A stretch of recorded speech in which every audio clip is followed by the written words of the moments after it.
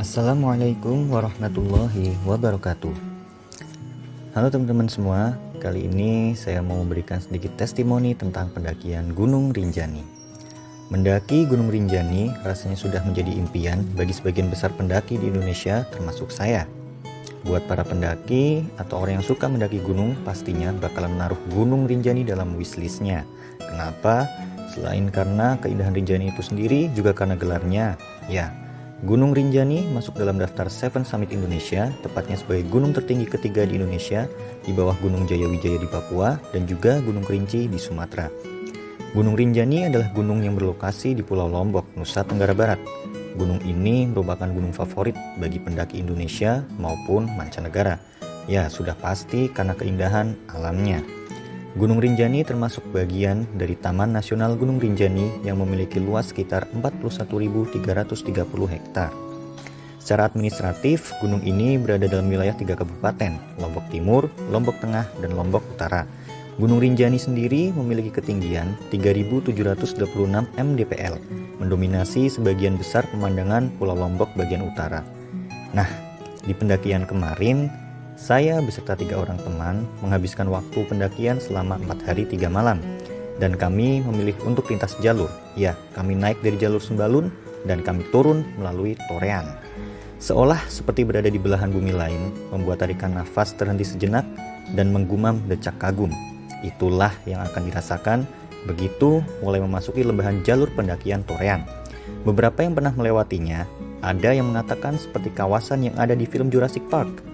Lainnya menyebut seperti New Zealand untuk mengungkapkan betapa kekaguman akan keindahan jalur pendakian yang baru diresmikan oleh Balai TNGR pada 1 April 2021 lalu. Di jalur Torean ini kita banyak disuguhkan pemandangan yang sangat memanjakan mata.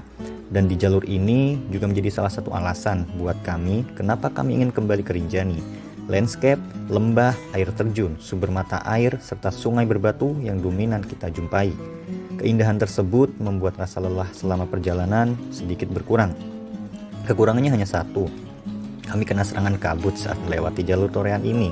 Jadinya jarak pandang kami terbatas dan indahnya Torean tidak bisa kita nikmati 100%. Melalui jalur tersebut, kami sependakian serta tim porter turun setelah sebelumnya mendaki puncak Rinjani dan bermalam di Danau Segara Anak.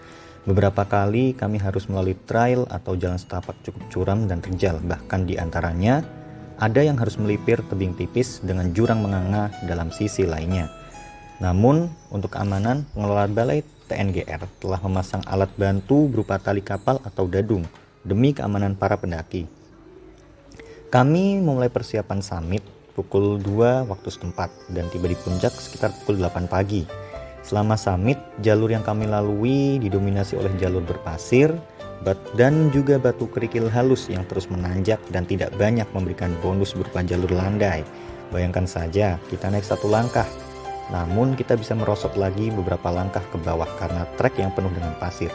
Sebagian pendaki bilang, sebagian tenaga pendaki Rinjani akan habis saat melakukan summit, terutama saat melewati letter E. Oh iya, kami sempat tertidur di jalur pendakian saat menuju puncak. Karena memang kami sudah sangat ngantuk karena kurang tidur, rasa lelah yang luar biasa, dan hawa dingin gunung yang mendasyatkan. Alhasil, pupus harapan kami untuk menikmati pemandangan sunrise dari puncak gunung.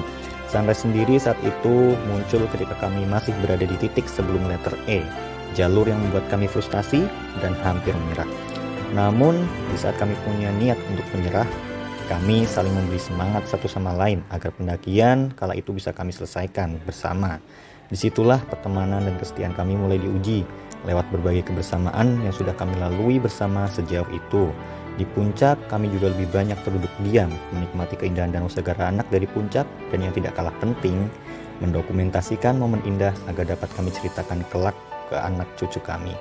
Ya, begitulah sedikit kenangan indah kami selama perjalanan pendakian Rinjani. Semoga review sederhana ini bisa bermanfaat buat teman-teman sekalian. Negeri ini sebenarnya sangat luas, hanya saja terasa sempit karena kaki kita yang enggan untuk menjamah seluruh sudut negeri.